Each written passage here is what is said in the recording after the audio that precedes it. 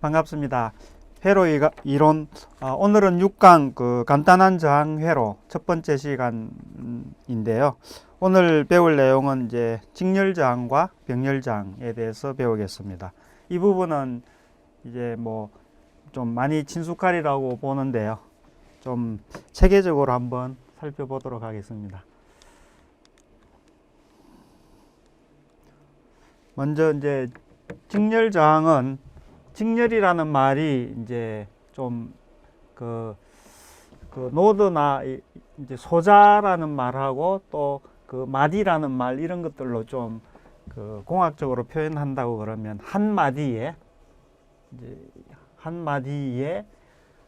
두 개의 소자가 소자만, 두 개의 소자만, 그러니까 어떤 소자가 이렇게 있고 어떻게 소자가 이렇게 있고, 여기 이제 한 마디에, 마디 쌍이 아니고 하나의 마디에 두 개의 소자만 연결되어 있을 때 이것을 이제 직렬이라고 합니다. 이제 시리즈라고 그러죠. 이것을 이제 직렬이라고 정의를 하는 거고요. 직렬로 연결된 회로 소자의 특징이 뭐냐 하면, 만약에 여기서 이제 요게 소자가 1번 소자고 2번 소자다. 그러면 이제 전류를 1번은 이렇게 흐른다. 2번은 이렇게 흐른다. 그 해놓으면 KCL을 적용하면 I1 더하기 I2가 0이 되죠. 나가는 걸로 하면. 그래서 I1은 마이너스 I2다. 이렇게 되죠. 그러니까 I1은 마이너스 I2니까 I1의 방향을 이쪽으로 했는데 크기는 I2고 마이너스가 붙어 있으니까 결국 I2하고 같다는 말이죠. 방향을 이쪽으로 해주면. 그래서 이건 이렇게 복잡하게 설명을 할 것도 아닌데, 직렬로 연결된 소자에서는 같은 전류가 이렇게 같은 방향으로 흐른다. 같은 전류를 어디서나 같은 전류를 운반한다. 이제 그렇게 되겠습니다. 그러니까 직렬로 연결되었을 때 이런 성질을 이제 이용하는 게 필요하죠.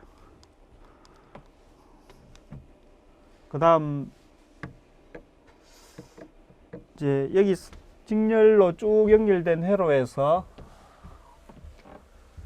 이 회로의 등가 회로를 한번 구해보고 싶다. 등가 회로라는 것은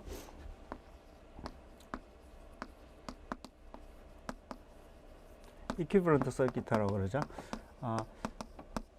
이것을 블랙박스로 놓는다고 하면, 안에 이제 블랙박스를 해버리면 안에 내용이 어떻게 되는지 모르죠. 뭘로 구성되어 있는지 알 수는 없는데, 어떤 전압하고 전류가 똑같이 이제 값을 가진다는 거죠. 그럴 때 등가 회로라고 그럽니다. 그래서 여기 2V일 때 1A가 흐른다. 2V일 때 1A가 흐른다. 3V일 때 5A가 흐른다. 3V일 때 5A가 흐른다. 같은 동작을 한다. 이런 거죠. 그러면 이제 이것을 안에 소자들은 어떻게 구성되어 있는지는 모르지만 같은 동작을 한다. 그런 회로를 이제 등가 회로라고 그러죠. 그래서 지금 이 회로 같은 경우는 저항이 많은데, 저항이 많지만 하나의 저항으로 단순화할 수도 있다는 거죠. 그렇게 이제 이퀴벌런트 저항으로 등가 저항 하나로 표현을 할 수가 있다는 겁니다. 그래서 이제 그걸 한번 구해보자 하는 거죠.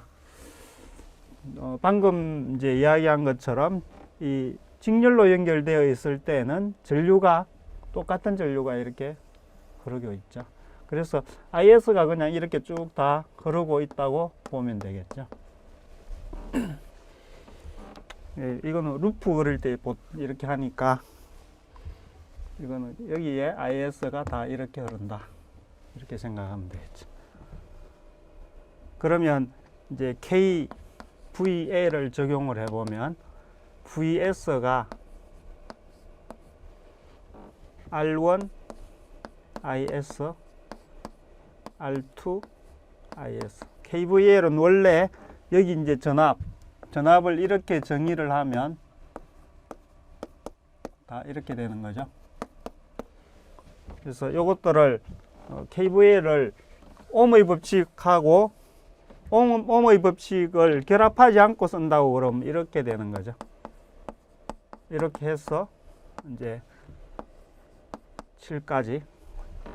그런데 이제 기준을 다 이런 식으로 놓으면 6, 5, 4, 3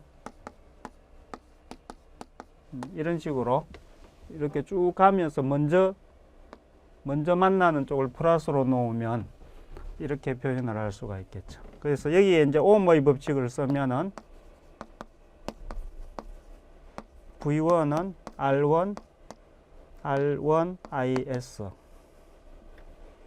V2는 R2 IS 이런 식으로 이제 해서 V7은 R7 IS 이런 식으로 표현이 가능하죠. 그래서 이제 여기에다가 이 KVL에 옴의 법칙을 적용을 하면 VS가 R1 IS, R2 IS 이런 식으로 해서 이제 R7 IS 이렇게 되죠. 이것을 이제 묶으면은 IS가 다 똑같이 있으니까 이렇게 해서 이렇게 되겠죠.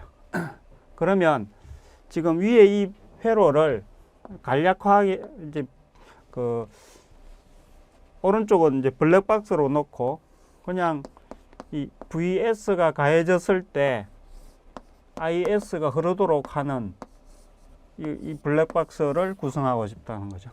그래서 가장 간단한 것은 이제 요것을 다 합친 거 하나의 저항, 등가 저항으로 하면은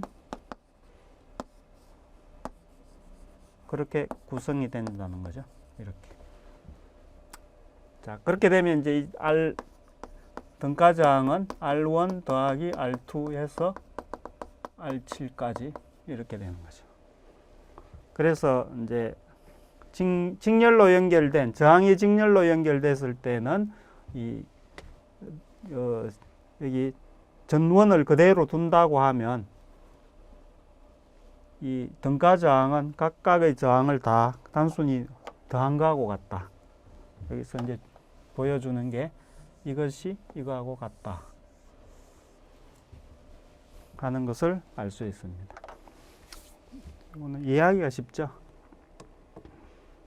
자, 방금 이제 7개의 저항인 경우에 알아봤는데 이제 이것은 한번 일반화해 보겠습니다.